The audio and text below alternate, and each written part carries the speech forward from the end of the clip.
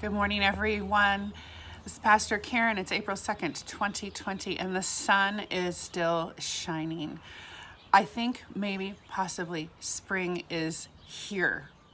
We'll see. So this Sunday, I was scheduled in the normal course of things to do a Faith Alive University all about Holy Week.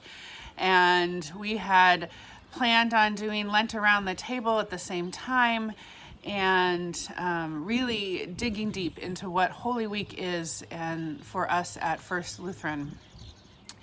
Things aren't normal, and Lent around the table will not be happening.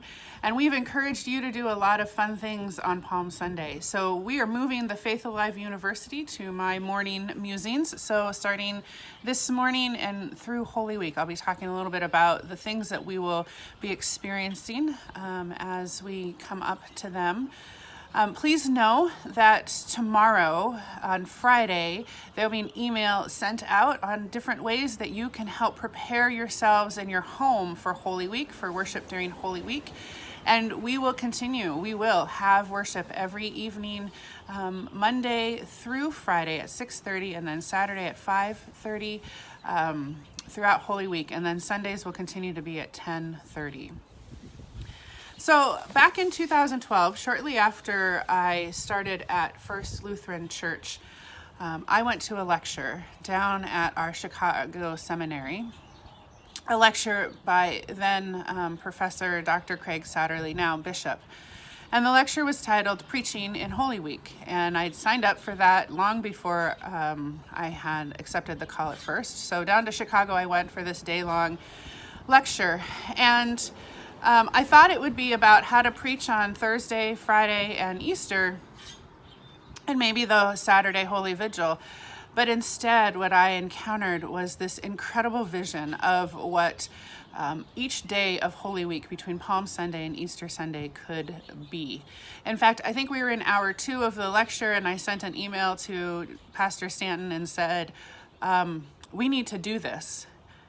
Of course, in 2013, not 2012, because we were already pretty close.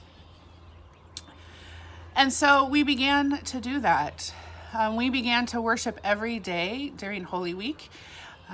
It's changed a little bit over the years as we've explored what it means to be people. And of course, this year it'll be even more different than usual. But there are the same themes, the same ways that we are going to remember Jesus's life, the life right before his death and his resurrection. And that's really what Holy Week is about. It's all about the person of Jesus, who is the Christ. It's about his passion, his death, his resurrection. And if we think about Lent and what Lent has been or would normally be for us, which is a time to be both self-reflective and to be focused on our neighbor. When we pray, we study, we do disciplines of Lent, which are self-sacrifice, acts of love, prayer and study. All of those things culminate in Holy Week, where we've emptied ourselves, where we've spent 40 days thinking about who we are, who we want to be, how we can follow Jesus more faithfully, and then we come to this week where we are ready and open to hear and see and experience all that Jesus did for us. So that when we get to Easter, it's just this glorious celebration again. Every year, it's beautiful. And of course, this year, I posted a meme not too long ago that said, this is the lentiest Lent I've ever lented, right?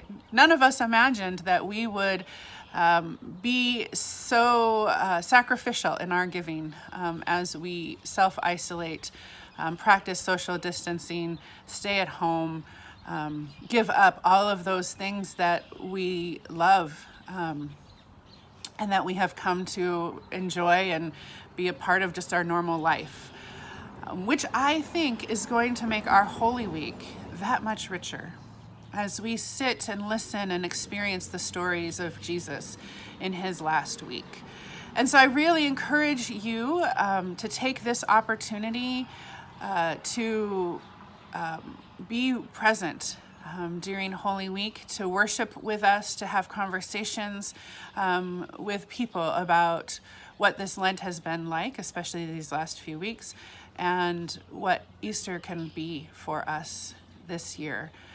A time of rejoicing in what God has done for us, even in the midst of pandemics. So I hope to see you virtually over the next week and a half during these Holy Week worships. Have a great day, everyone.